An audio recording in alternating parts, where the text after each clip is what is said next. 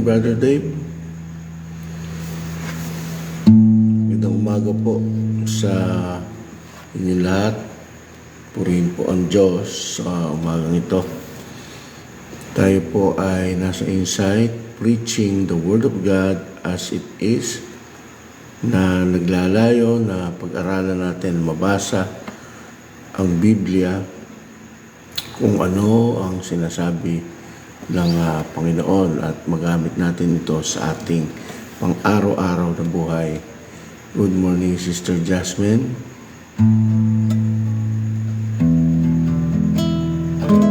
Bago po ang lahat, samahan niyo ako umawit ng isang makalangit na awitin para sa Panginoon.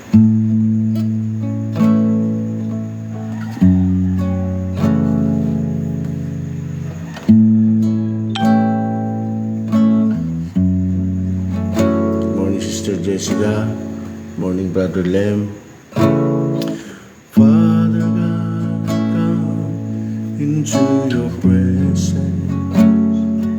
With all my heart I come to sing your praises. I want to feel your embrace, your love and your grace, with a passion in my heart. Desire to seek your face. Father God, I come into your presence. With all my heart I come to sing your praises. I want to feel your embrace, your love and your grace, with a passion in my heart. Desire to seek your face. Draw me near in your presence, oh Lord. Draw me near to you, our loving God. I long for you, my heart, to worship you alone. Draw me near presence, oh Lord. Draw me near in your presence, oh Lord. Draw me near to you, our loving God.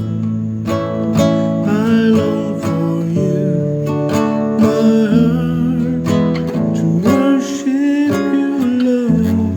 Draw me near in your presence, oh Lord. Draw me near in your presence, oh Lord.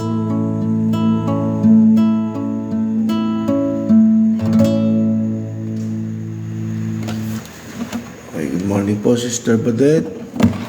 Pakishare niyo po ito ang ating live video for today, para makita po ng iba nating kapatiran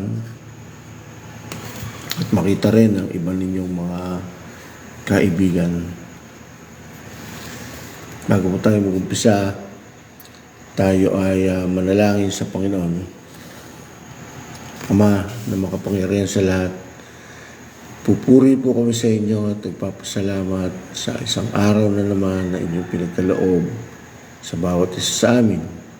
Tunay nga, Panginoon, na sadyang napakabuti mo. Iniingatan mo po kami sa araw-araw at pinararanas sa amin, Panginoon, ang mga himala mo, ang mga pagpapala mo sa bawat isa. Sa oras pong ito, inihiling ko na samahan niyo po kami, gabayan niyo po kami ng inyong banal na Espiritu. Nang sa gayon, Panginoon, maunawaan namin ang iyong mga salita at ang bawat isa sa amin, Panginoon, ay mapuspos nito at magamit namin ang lahat ng aming matutunan sa buong maghapon. Marami pong salamat, pinupuri ka namin sa pangalan ng Panginoong Jesus. Amen. Amen. God bless po.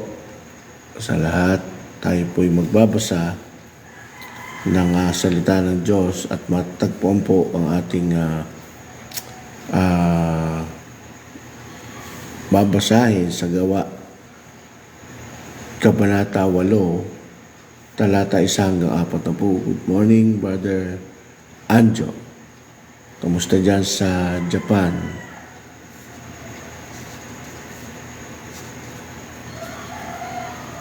Buksan po natin yung ating mga Bible. Gawa, Kabanata 8.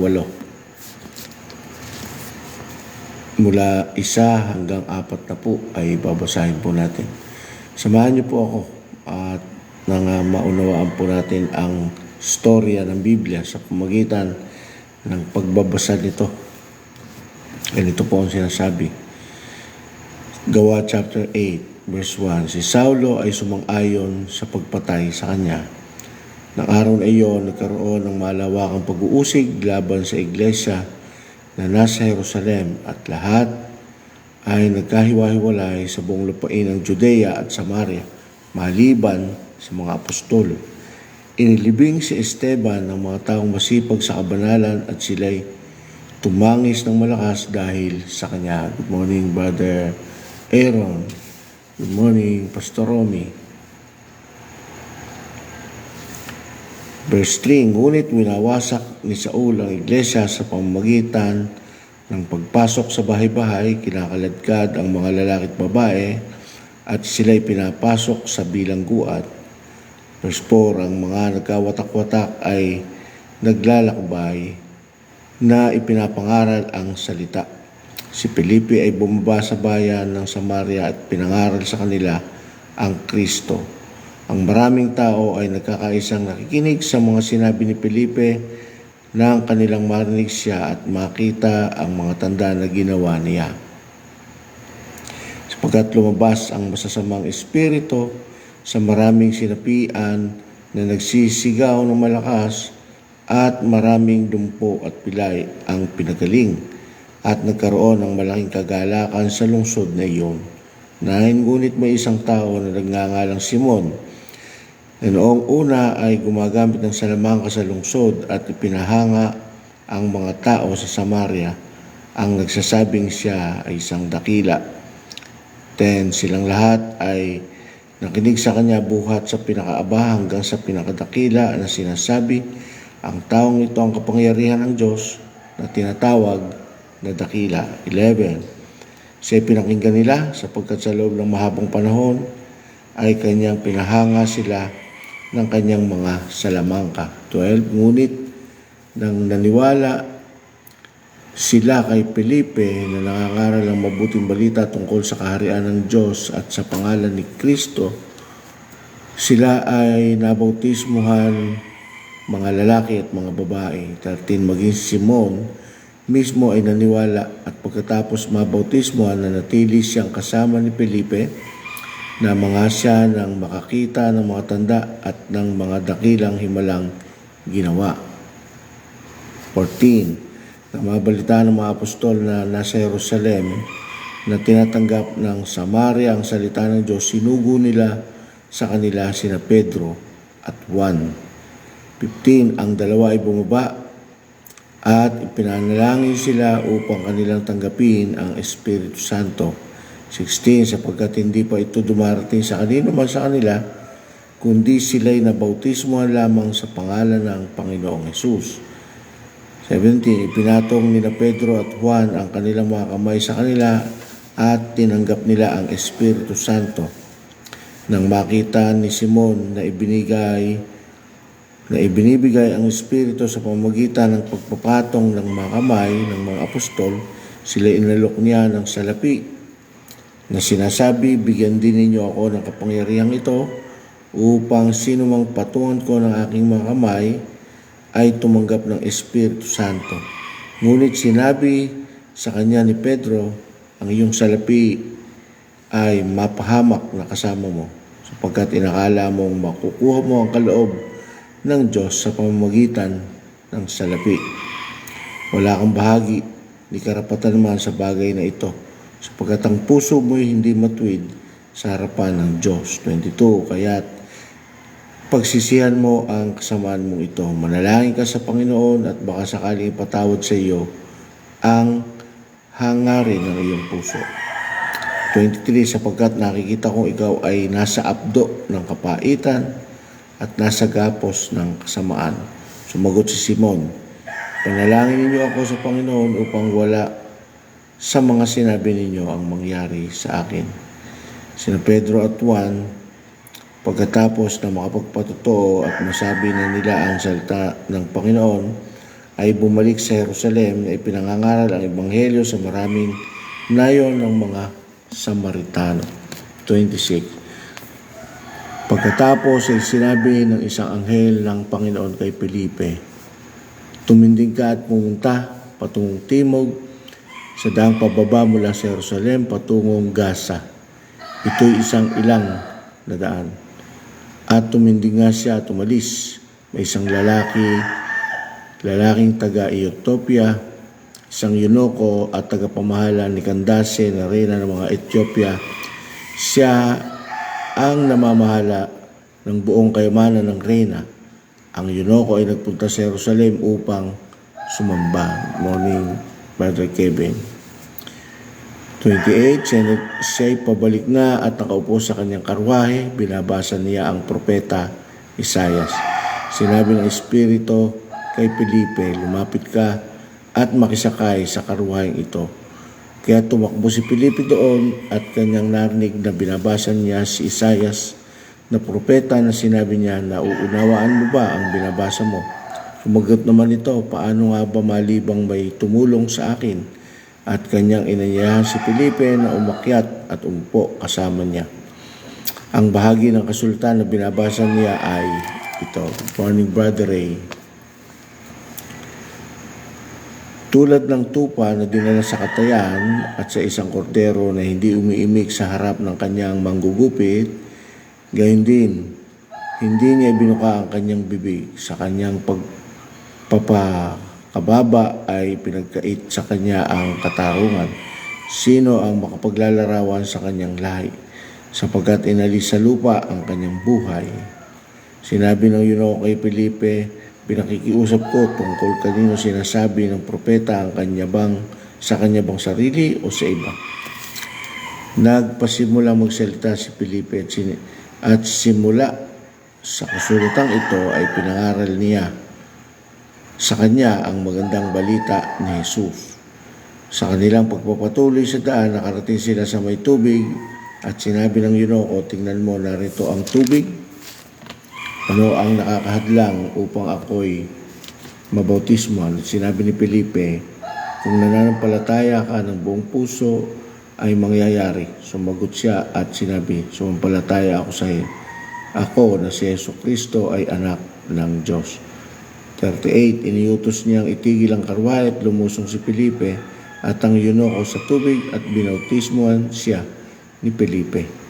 39, nang umahon sila sa tubig, inagaw ng Espiritu ng Panginoon si Felipe at hindi na siya nakita ng Yunoko at nagagalak na nagpatuloy siya sa kanyang lakad. 40. Ngunit natagpuan si Felipe sa Azoto. Sa pagdaraan ay pinangaral niya ang Ebanghelyo sa lahat ng mga bayan hanggang sa makarating siya sa Cesarea. Good morning, Pastor Billy. Na umaga po.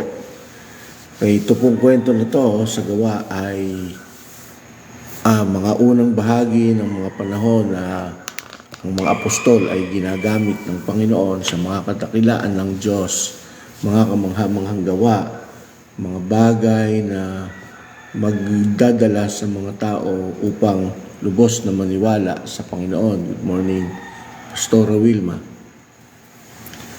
At makita natin dito yung previous chapter ay patungkol sa mga piniling mga katuwang ng mga alagad, ng mga apostol.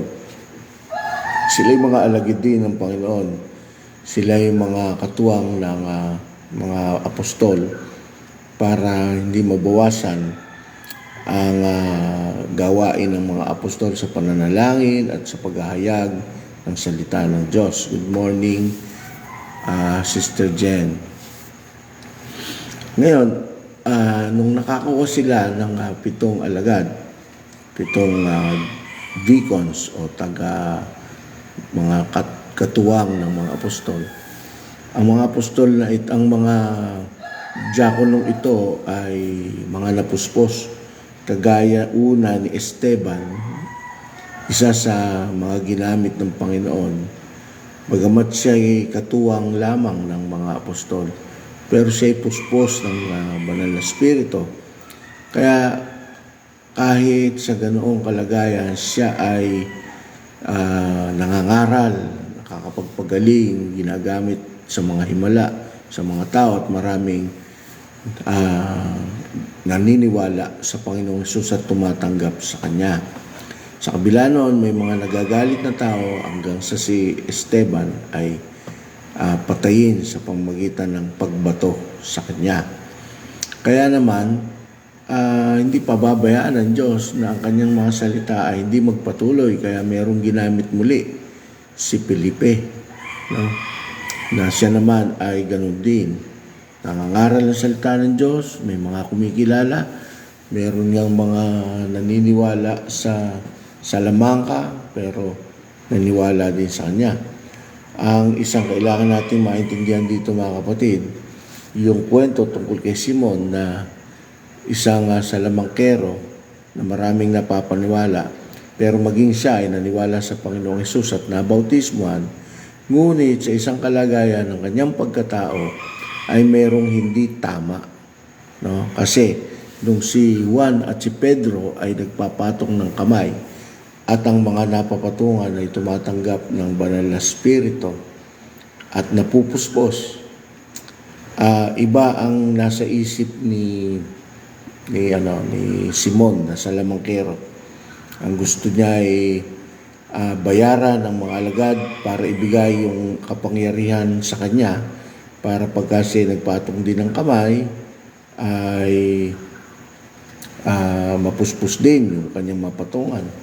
Isang bagay na nakaugnay sa kanyang hanap buhay, no? Yung pagiging Salamangkero.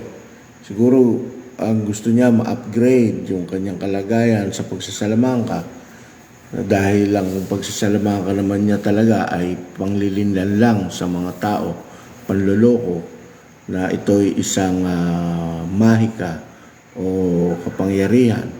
Pero ito yung mga trick lamang, at alam naman natin hanggang ngayon na ang mga mahika ay mga tricks lang, hindi totoo.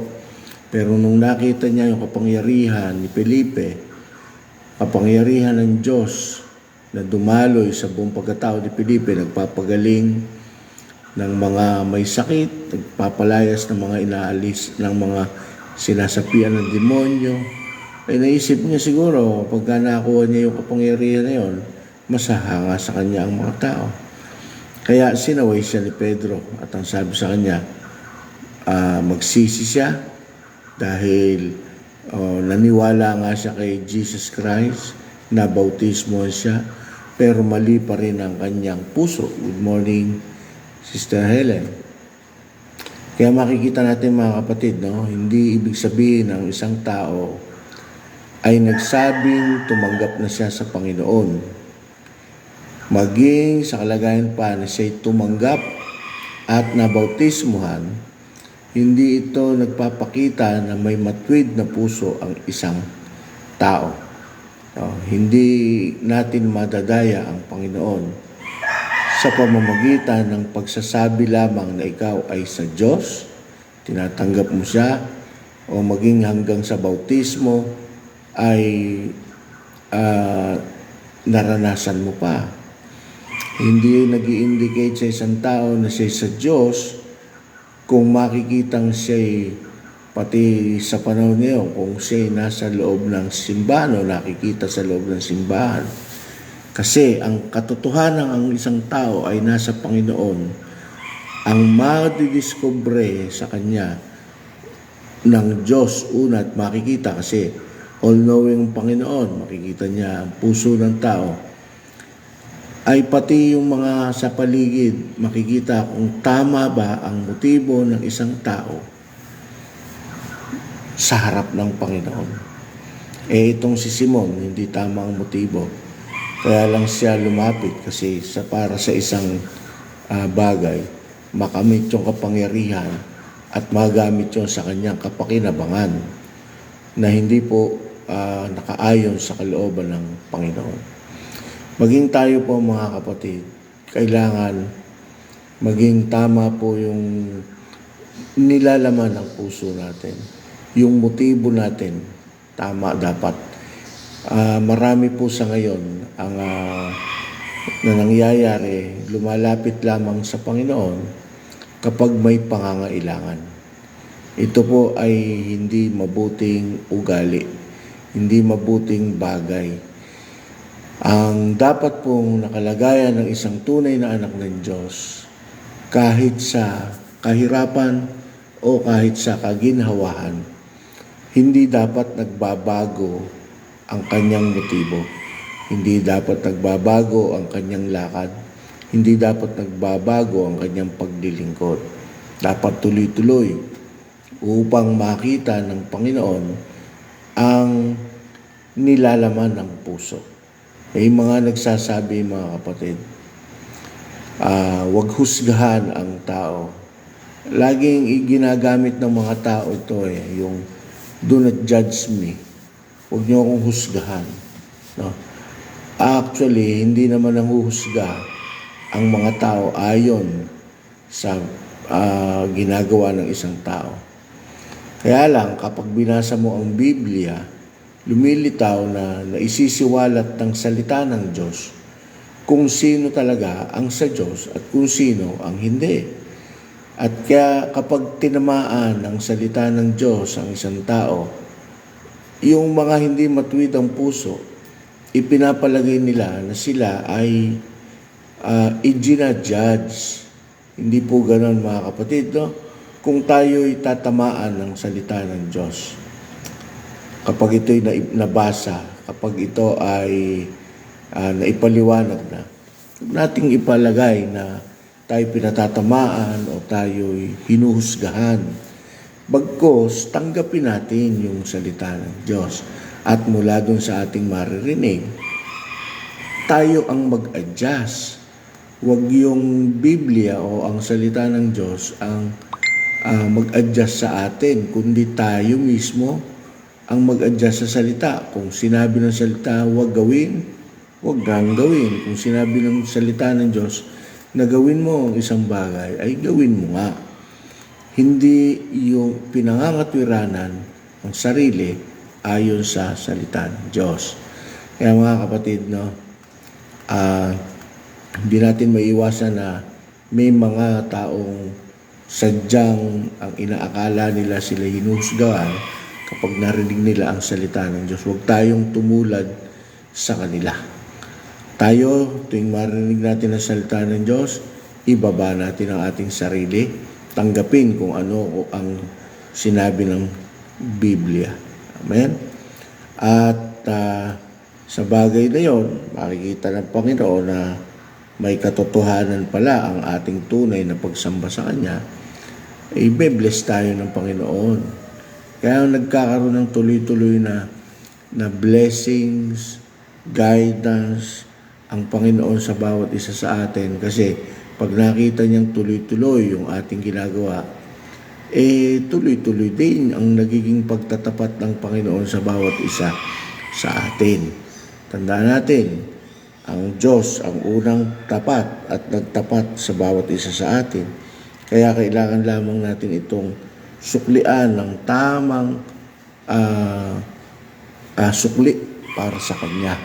Yung nararapat para sa isang Diyos. Hindi tayo dapat nagbabago at nagmamaliw sa ating paglilingkod, pagbabasa, sa ating debosyon, sa ating relasyon, sa ating Panginoong Hesus. Isang bagay pa na mabasa natin dito ay yung kapangyarihan at tapang na ibinigay ng Diyos kapag ang isang tao ay napuspos ng salita niya. Una, nagkakaroon tayo ng kaalaman kasi gustong-gusto na nating basahin ang salita ng Diyos. Kapag tayo talagang napuspos ng banal na Espiritu, Hindi tayo basta nag-aabang lamang ng biyaya ng Panginoon, no? Ang ginagawa natin, nagkakaroon ng desire sa puso na saliksikin, basahin, alamin ang katotohanan ng salita ng Diyos. Dapat nandun yung apoy, mga kapatid. Kapag ang isang tao na nagsasabing siya'y sa Diyos, pero wala naman siyang ganang basahin ang salita ng Diyos, hindi yon nagpapakita na siya'y napupuspos ng banal na spirito. Kasi ang tunay na napupuspos ng banal na spirito, isa sa katangian na kanyang gagawin ay yung nagnanasa yung puso niya na basahin ang salita ng Diyos. Saliksikin ito, hindi tinatamad sa salita ng Diyos.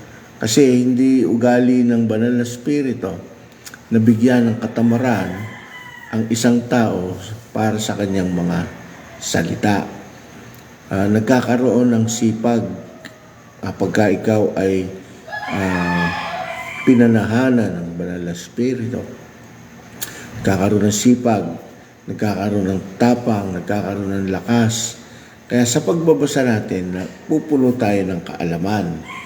At kapag puno tayo ng kaalaman mula sa salita ng Diyos, mga kapatid, magagawa natin yung ginagawa ng mga alagad, kagaya ni Felipe, no? Ay inutusan siya ng anghel at ang sabi sa kanya ng anghel, umakyat siya doon sa karuwahe nung Yunoko, isang tao na tagapamahala ng reyna. Okay? Inutusan siya ng anghel. Siyempre, dahil siya'y puspos, dahil siya'y may kaalaman mula sa salita ng Diyos, hindi siya naduduwag. No? Hindi siya naduduwag. Kaya tayo nagkakaroon ng karuwagan, no? Kapag walang kaalaman. Hindi ka magtatangka na maghayag o mag-share ng Word of God. Kapag wala kang kaalaman, maduduwag ka. Kaya ang pinakamabuting gawin, no? Anyayahan natin ang banal na spirito at papuspos tayo talaga. Para magkaroon ng pagnanasa na basahin natin ang Biblia, mapuno tayo ng kaalaman, para anytime na may iutos ang Diyos para sa isang bagay, hindi tayo natatakot, hindi tayo naduduwag. No? Sabi ng Biblia sa Revelation chapter 21 verse 8, no? At sa mga duwag, mga mapakiapid, mga sinungaling, mga masamba sa Diyos-Diyosan, mga gumagawa ng karumal-dumal na bagay, ang kanilang bahagi, ang sabi ng Diyos, ay sa dagat-dagatang apoy. Kaya mga kapatid, yung pagiging duwag ay hindi mabuting bagay at hindi dapat nakikita sa isang Kristiyano. Ang karuwagan, kaya mo mararanasan yon, kaya ka magiging duwag dahil sa isang bagay, dahil wala kang panglaban. Ano ang gagawin ng isang anak ng Diyos para tumapang, para mapuno? Kumuha tayo ng gamit, kumuha tayo ng weapon o panglaban, ng armas. Ano ang armas natin? Ang salita ng Diyos. Kung ang tao, ang armas ay 357 Magnum o M16, no, mga ganyan, o kagaya ng mga naglalaban-laban sa Israel ngayon at sa Iran, no? Tayo iba ang ating panlaban. Kung sila ay 357, tayo ay 316 ang ating panlaban, no? 316, John 3:16. Ibig sabihin, alam natin ang Word of God. Kumukuha tayo ng armas mula sa salita ng Panginoon. Kaya tayo nagkakaroon ng tapang para ihayag ang salita ng Diyos. Amen? Mga kapatid, tandaan po natin, ayaw ng Diyos ng duwag. Para tayo hindi maduwag, kumuha tayo ng gamit. Diba talaga namang tumatapang ang isang tao kapag siya may armas? Gayon din sa salita ng Diyos. Kapag puno tayo ng kapuspusan ng salita ng Panginoon, ng armas niya, ng Word of God, nagbabasa tayo, nababasa natin yung Biblia tuloy-tuloy. Good morning, Sister Dulian. Nagkakaroon tayo ng tapang. No? Kaya ka hindi makapag-share ng Word of God. Wala kang tapang. Bakit ka hindi matapang? Alam mo sa sarili mo, wala kang armas. Hindi ka naaarmasan ng salita ng Diyos. Kaya ang salita po ng Panginoon ay napakamakapangyarihan.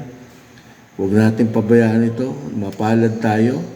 Ibinigay sa atin ng Diyos ang kanyang mga salita para gamitin.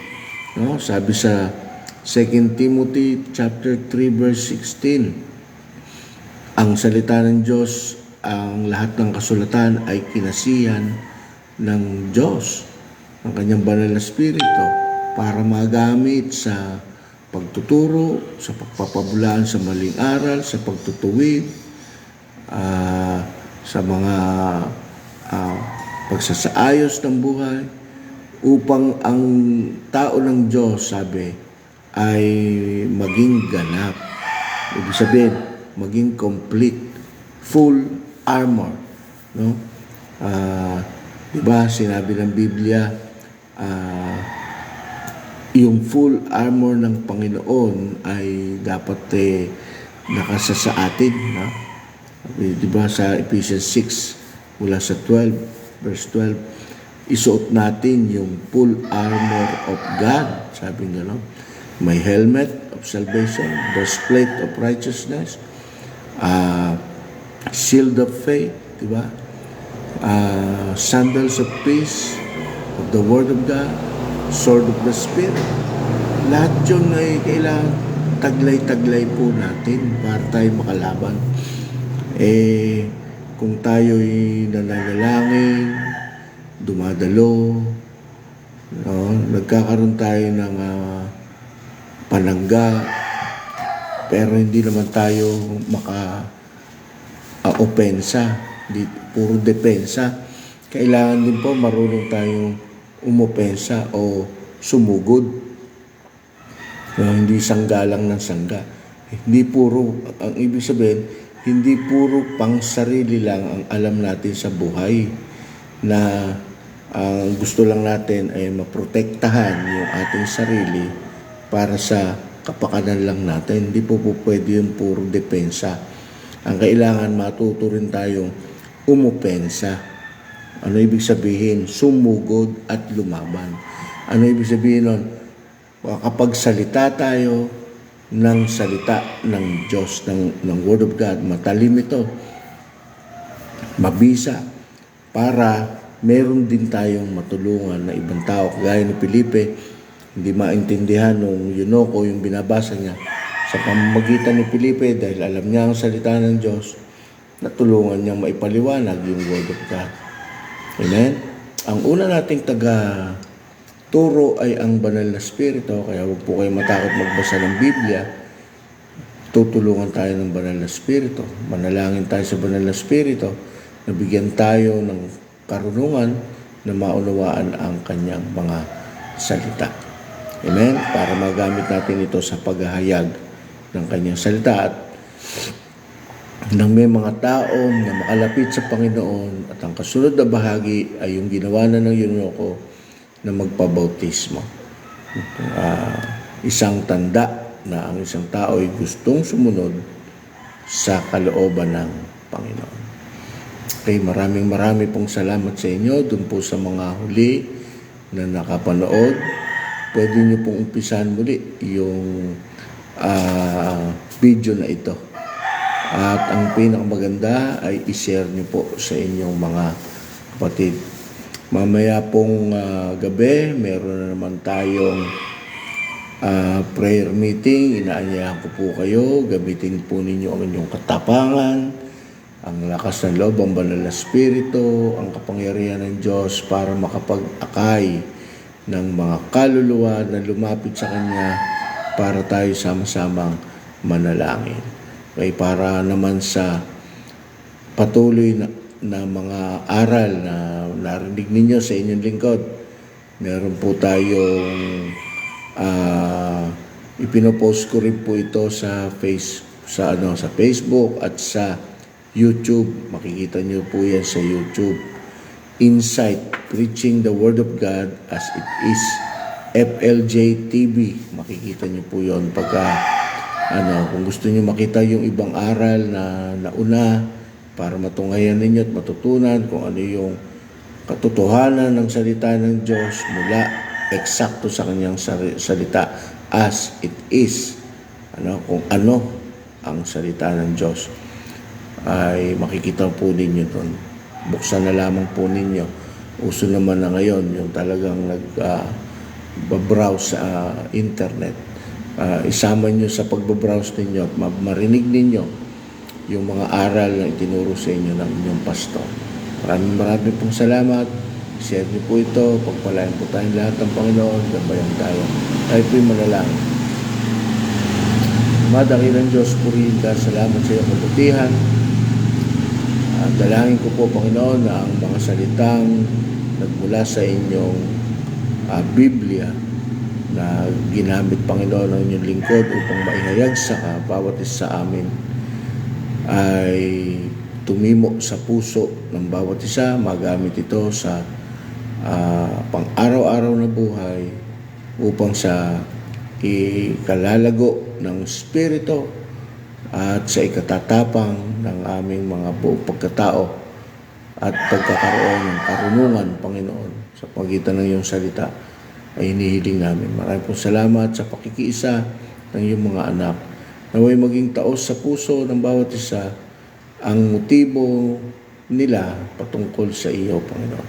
Ang pagpunta sa iglesia, ang pakikiisa sa kagawain ng mga anak mo, Panginoon, ay maging tama ang motibo ng bawat isa upang makita mo na totoo ang puso ng bawat isa sa pagdilingkod. Purihin ka, Panginoon. Maraming po salamat. Ingatan mo po ang mga maghahanap buhay, mag-aaral, at kung ano pa ang ibang gagawin ng inyong mga anak. Purihin po kayo. Ito po aming dalangin sa pangalan ng Panginoong Jesus. Amen. Amen. God bless po sa bawat isa.